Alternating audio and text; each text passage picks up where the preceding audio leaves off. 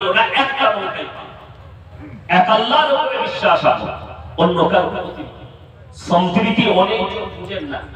আমি আপনাদের আজকে সম্প্রীতি বুঝিয়ে দিয়ে যাব।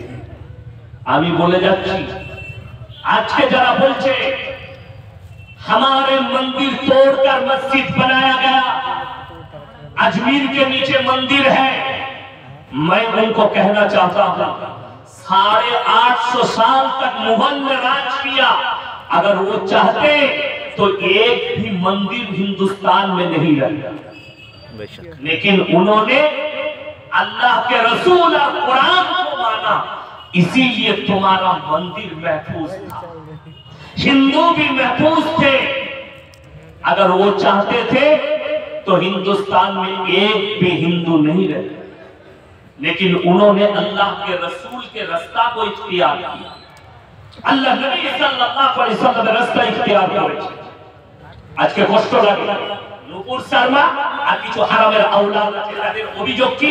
আল্লাহর হাবিব জনাবে মুহাম্মদুর রাসূলুল্লাহ সাল্লাল্লাহু আলাইহি ওয়াসাল্লাম তিনি বিবাহ করেছেন 10টা 11টা বিবাহ করেছেন। 10টা বিধবাকে একজন অবিবাহিতা ছিলেন, তিনি হচ্ছেন মা আয়েশা সিদ্দিকা রাদিয়াল্লাহু তাআলা আনহা। তিনি যখন বিবাহ করেন তিনার বয়স ছিল মাত্র 6 বছর। কত বললাম? 6। তিনি যখন সংসার শুরু করেন বয়স হয়েছিল 9। কত বছর বয়সে সংসার শুরু করেছে? 9। এই 9 বছর বয়সে শুরু করার কারণে নূপুর শর্মার মতো হারামের আওলাদ আর কিছু হারামের আওলাদ আছে, আর কিছু শিক্ষিত মুসলিম মেমো খারাপ আছে, নাস্তিক আছে, তাদের ধারণা কেন আল্লাহর নবী 5 বছর বয়স 6 বছর বয়সে মা আয়েশাকে বিবাহ করলেন।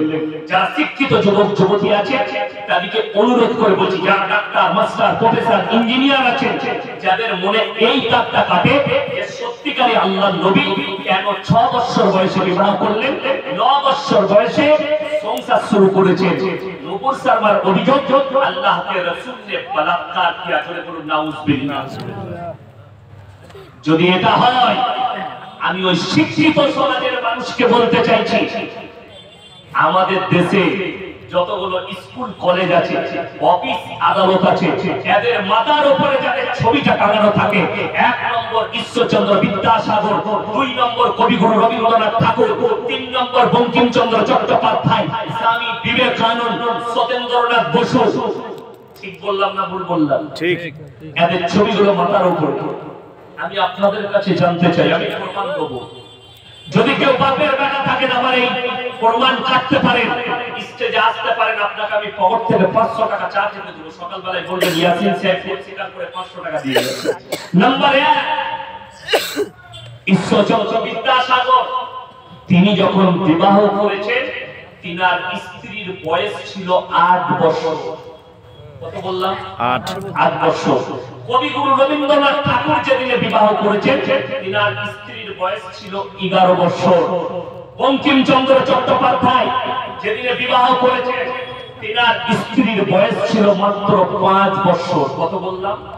5 বছর। সত্যেন্দ্রনাথ বসু যেদিনে বিবাহ করেছেন, স্ত্রীর বয়স ছিল মাত্র 6 বছর। সংসার শুরু করেছে। যদি হিম্মত থাকে এদের বিরুদ্ধে একবার বলাৎকারী বলে দেখাও, তোমার জবানটা টেনে ছিঁড়ে দিবে এরা। আল্লাহর রাসূল শুনেলেন, প্রত্যেকটা মুসলমান দিলেতে এই কথাটা গেঁথেলেন হাদিসটা।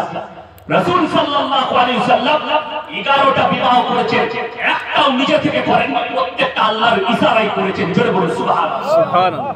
আল্লাহর হুকুম ছাড়া একটাও কাজ রাসূল করেননি, নিজে থেকে একটাও বিবাহ করেননি। যদি নিজে থেকে করতেন, শুনেলেন 10টা বিধবাকে বিবাহ করেছেন নবীজি। প্রথম বিবি, নবীজির বয়স 25 বছর। 25 বছরের যুবক, 40 বছরের একজন বয়স্ক মহিলা হযরতে খাদিজাতুল কুবরা রাদিয়াল্লাহু তাআলা আনহা একটা বিধবাকে বিবাহ করলেন। জোরে বলুন সুবহানাল্লাহ। আমি যদি অভিযোগ করি, তোমাদেরকে অভিযোগে ঠেকে দেব। আমাদের দেশে একটা প্রথা ছিল, সনাতনী ভাইদের, এই প্রথাটার নাম হচ্ছে সতী বিবাহ প্রথা। স্বামী মারা গেলে ওই চিতার উপরে জ্যান্ত অবস্থায় জ্বালিয়ে দেওয়া। আল্লাহর কসম খেয়ে বলে যাচ্ছি, বর্বরতার যুগ ছিল রাসূলের আগে।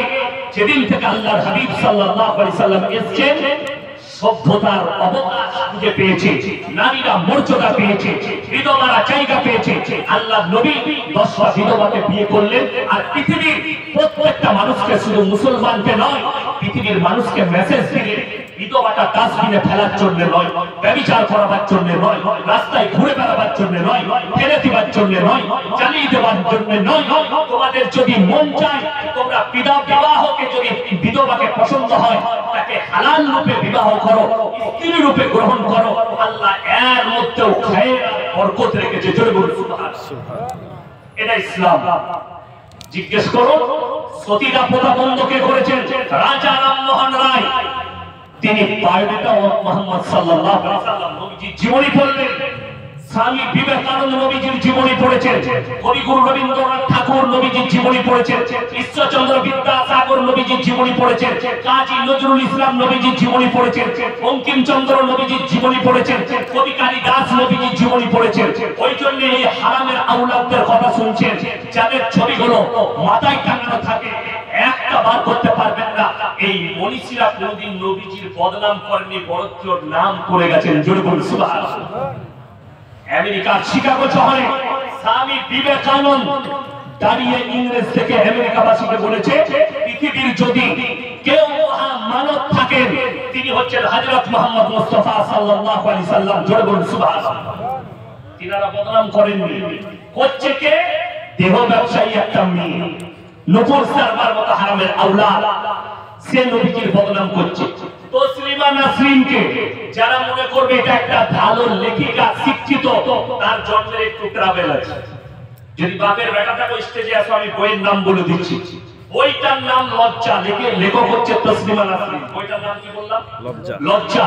লেখক হচ্ছে তসলিমা নাসরিন। এই তসলিমা নাসরিন ওই লজ্জা বইতে লিখেছে, আমি আমার মাকে আমার চাচার মশারিতে দেখেছি। এই ভাষাটাই লেখা আছে। যার মা চাচার সাথে শোয়, তার জন্মটা হালাল না হারাম? কথা বলেন না। সে তো নিজে বলছে আমি হারামের আওলাদ।